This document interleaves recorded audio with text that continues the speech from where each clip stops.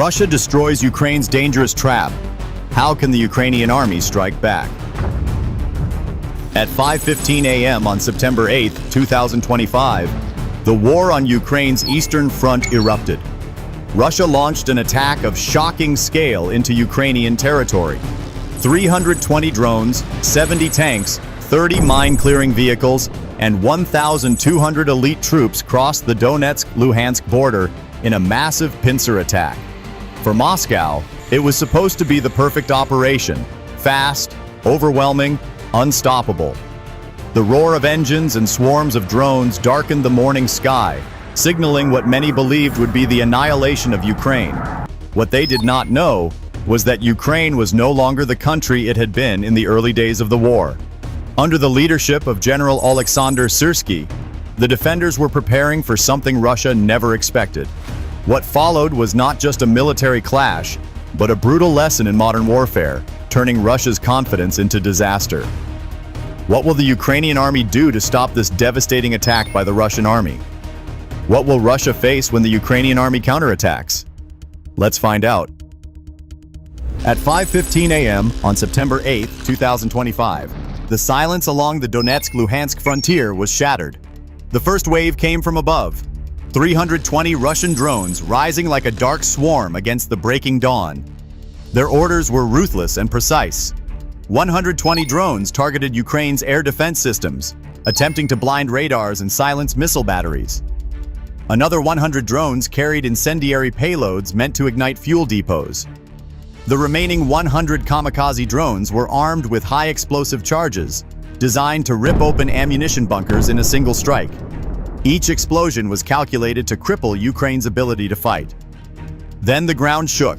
30 armored mine-clearing vehicles rolled forward, their metal rollers smashing the soil with enough force to detonate any hidden charges. Behind them thundered a spearhead of 70 Russian tanks, each weighing nearly 50 tons, together forming more than 3,500 tons of armored steel. Their cannons, capable of firing rounds at 5,400 feet per second, were positioned to obliterate anything in their path. Behind this wall of armor marched 1,200 elite Russian soldiers, the equivalent of nearly a full brigade, carrying modern rifles, grenade launchers, and anti-tank missiles. Moving in perfect formation, they advanced with grim confidence, believing the day's battle would end with Ukraine crushed. The spectacle was staggering. In just one morning, Russia had hurled over $1.2 billion worth of war machines and firepower across a single sector of the front. The weight of iron, the buzz of drones, and the grinding of tank treads combined into a deafening roar that carried for miles. For civilians still caught in the villages nearby, the ground itself seemed to quake as if the earth was caving under the pressure of war. From Moscow's perspective, this was the flawless plan: overwhelm the sky, tear open the ground, and drive a steel wedge through Ukraine's defenses. The double pincer maneuver looked unstoppable, engineered to suffocate Ukrainian troops before they could react. Yet hidden beyond the smoke and thunder, Ukraine had prepared something else, something Russia never expected. If you were a Ukrainian commander in this situation, facing 70 tanks and more than 300 Russian drones at once, would you strike back immediately or wait patiently for the perfect moment? Share your thoughts in the comments below. As the Russian armored column pushed deeper into Ukrainian soil, Ukraine's commanders prepared their counterstroke. Leading the defense was General Alexander Syrsky, a battle-hardened strategist who had faced Russia's brutal assaults for years. Instead of rushing to meet the invaders head-on, Syrsky ordered his men to wait. His gamble was simple but deadly: allow the Russians to push forward, funnel them into a killing zone, and then detonate a massive minefield that would tear their spearhead apart in seconds. Beneath the fields outside Bakhmut, Ukraine had secretly planted 60 high-yield anti-tank mines, each with a blast radius powerful enough to rip apart a 50-ton tank. Unlike traditional traps, these mines were wired together by a manual trigger. A single pull of a detonator cord could unleash an inferno across hundreds of yards. Ukrainian soldiers waited in silence, their fingers on the line, eyes fixed on the advancing steel. At 5:42 a.m., the Russian lead vehicles entered the kill zone. Ukrainian troops prepared to strike. But then, disaster struck. One of the 30 Russian mine-clearing tanks, weighing more than 45 tons, rolled directly over the central charges. The crushing weight triggered the underground explosives prematurely.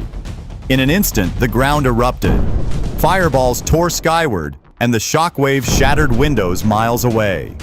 The explosions destroyed 14 Russian vehicles, but also blew apart Ukraine's carefully timed ambush.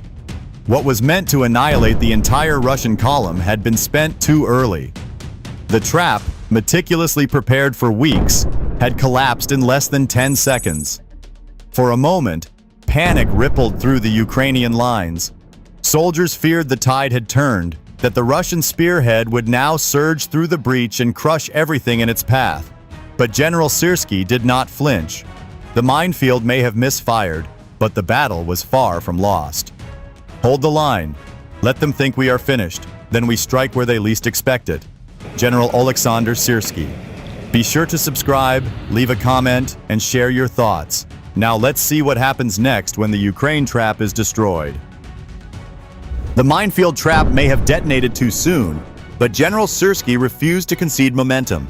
Within minutes of the failed blast, he unleashed Ukraine's hidden weapon. A swarm of 200 specialized drones, each carrying reinforced nets designed to entangle Russian UAVs mid-flight. As they lifted into the morning sky, the battlefield transformed into a chaotic aerial hunt. The Russians countered fiercely. Of the original 320 drones they had deployed, more than 180 were still operational, sweeping over Ukrainian positions like a storm of hornets. Russian operators pushed them forward with desperation, attempting to blind radars, silence artillery, and break the defensive line. The clash became a deadly ballet of steel and fire. The Ukrainian drone nets struck first. Within minutes, they ensnared over 70 Russian UAVs, dragging them down like birds caught in invisible webs. Meanwhile, ground-based batteries roared to life. Rows of 6-barrel Gatling guns spun at blistering speeds of 6,000 rounds per minute, spitting tracers into the heavens.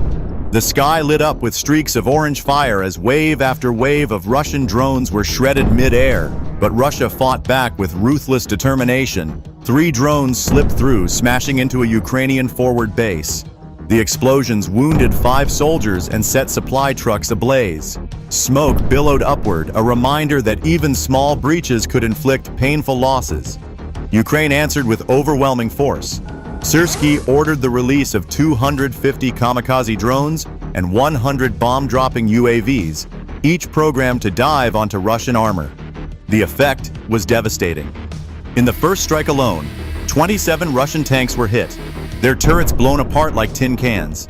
Infantry formations scattered in panic as explosions ripped through their lines, killing and maiming hundreds within minutes. The resistance was brutal. Russian soldiers, trapped under fire, fired wildly into the sky, wasting ammunition in a frenzy of fear. Others clung to their burning vehicles, refusing to retreat, even as Ukrainian armor from both forest flanks opened fire with heavy shells. The battlefield shook with continuous detonations. By 6:10 a.m., nearly 40% of Russia's frontline armor had been obliterated. What had begun as a confident assault was collapsing into desperation. Ukraine's counterstrike, born from chaos, was now carving Russia's offensive to pieces. Yet Syrski knew the fight was far from over. The Russians, though battered, would resist to the last round. The next phase of battle would be the most decisive. Next came the appearance of the Ukrainian tank column, which completely collapsed the Russian attack. As the drone war raged overhead, the ground battle erupted into its deadliest phase. From the cover of 2 dense forests flanking the battlefield, Ukraine unleashed its armored spearheads. Dozens of T-64 and T-72 tanks, upgraded with modern optics and NATO-supplied munitions, rolled out in formation.